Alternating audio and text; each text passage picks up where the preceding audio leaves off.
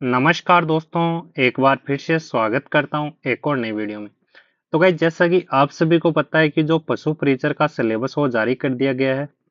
आप सभी ने इसको अच्छी तरह से देख लिया है। यानी कि जो भी जो आपकी टॉपिक वाइज सिलेबस की मांग थी वो यहाँ पर पूरी की गई है ना। अब इस सिलेबस को है ना टोटल 6 पार्ट के अंदर बांटा गया है, जिसमें से जो अपना पहले बी पार्ट था उसको यहाँ पर पूरी तरह से चेंज कर दिया गया है।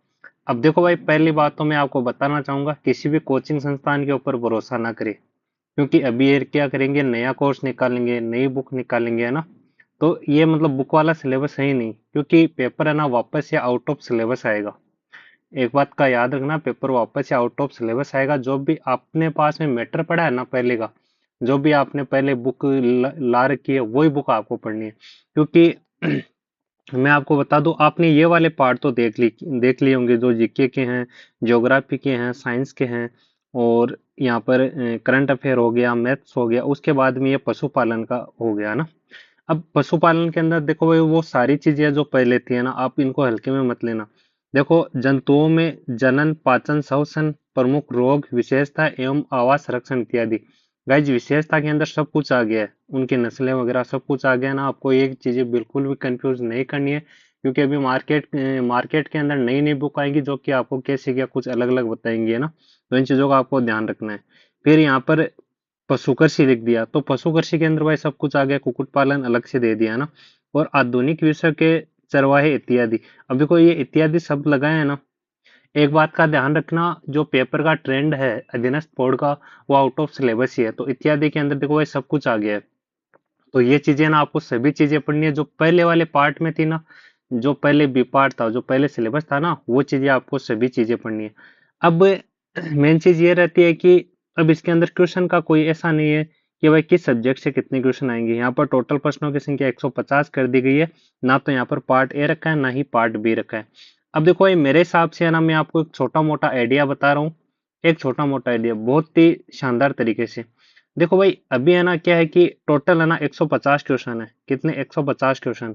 और इसके अंदर जो टोटल पार्ट वो कितने अच्छे हैं, तो इस हिसाब से अगर इनको 6 से डिवाइड करें ना, तो लगभग यहाँ पर कितने 25 क्वेश्चन पर पार्ट आना चाहिए मेरे हिसाब से। अब देखो भाई, भूगोल से आराम से 25 क्वेश्चन आ सकते हैं, कोई प्रॉब्लम नहीं है। राजस्थान का इतिहास एवं कला संस्कृति से भी 25 क्वेश्चन बनते हैं। सामान्य विज्ञान से 25 क्वेश्चन आराम से बन सकते हैं, कोई भी दिक्कत वाली बात नहीं। और करंट अफेयर, देखो एक करंट अफेयर आपको ऐसा लगता हो कि यार 25 क्वेश्चन आ सकते हैं क्या? भाई अधीनस्थ बोर्ड है, कुछ भी आ सकते हो। तो देखो मेरे हिसाब से तो है ना, जो छह आपको सब्जेक्ट दिए गए हैं, तो भाई 25-25 का यहाँ पर आना चाहिए मेरे हिसाब से। बाकी देखो, करंट अफेयर को कम भी किया जा सकता है। करंट अफेयर के क्या पता 20 भी कर दे, 15 भी कर दे, लेकिन आपको अच्छे से इसको तैयार करना होगा, है ना। उसके अलावा मैथ मैथ के आराम से आप तैयारी कर लोगे। लगभग भी 20 क्वेश्चन तो आप मान के चलो, 20-25 के आसपास। देखो ये जो एक आइडिया दे रहा हूँ ना, वो यहाँ पर रहने वाला है। जिस हिसाब से 6 यहाँ पर अलग अलग जिनको पार्ट के अंदर डिवाइड किया, तो उस हिसाब से यहाँ पर 25-25 मेरे हिसाब से यहाँ पर क्वेश्चन आने चाहिए। बाकी पशुपालन से भी आपको यहाँ पर 25 क्वेश्चन देखने को मिल सकते हैं। जो आपको पहले वाला सिलेबस था ना, उसको भाई फॉलो जरूर करना है। और बाकी देखो, ये एक चीज है ना, जो पॉइंट नंबर 3 है, आधुनिक विषय के चरवाहे इत्यादि। और जो एक चौथा है, वन्य वन्य प्राणियों, उसका जीवन तथा जीव संसाधन इत्यादि। ये चीजें आपको फिर से देख लेनी है, क्योंकि मार्केट के अंदर अब क्या होगा कि नई नई बुक आएगी। तो उससे आपको बचना है। जो भी आपके पास पुरानी बुक्स है उसको ही लेकर चले, कोई भी प्रॉब्लम वाली बात नहीं है। और मैं आपको आज ही लिख कर देता हूँ, है ना। सिलेबस आउट ऑफ सिलेबस आएगा, जो पेपर आएगा ना, वो आउट ऑफ सिलेबस आएगा, देख लेना 100%। इसलिए जो पहले वाला बी पार्ट था ना, उसको वही अच्छे से तैयार करना, वो आपके बहुत काम आने वाला है ना। बाकी देखिए दोस्तों, इसकी जो पीडीएफ है सिलेबस की, वो अपने जो टेलीग्राम चैनल है उसके ऊपर अवेलेबल करवा दिए। बाकी कल सुबह से है ना, इनके अलग अलग एमसीक्यू, जो टॉप एमसीक्यू है ना, हर टॉपिक वाइज एमसीक्यू कल से आपको मैं करवा दूंगा। लगभग 100 क्वेश्चन हर एक टॉपिक के, जितने भी इसके अंदर टॉपिक दे रखा है ना, सभी को मैं कल यूट्यूब के ऊपर आपके लिए वीडियो लेकर आऊंगा। तो देखो भाई, आप टेलीग्राम ज्वाइन कर ले। टेलीग्राम पर आपको फ्री में सब कुछ, आपको पीडीएफ मिलेगी फ्री के अंदर, और सभी चीजें आपको फ्री में अवेलेबल करवा दी जाएगी।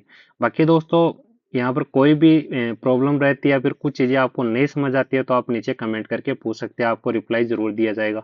बाकी दोस्तों, ये थी यहाँ पर एक छोटी सी वीडियो का जी। वीडियो अच्छी लगी तो वीडियो लाइक जरूर कीजिएगा और चैनल को सब्सक्राइब जरूर कर लें। तो दोस्तों, मिलते हैं अगले वीडियो में, तब तक के लिए धन्यवाद।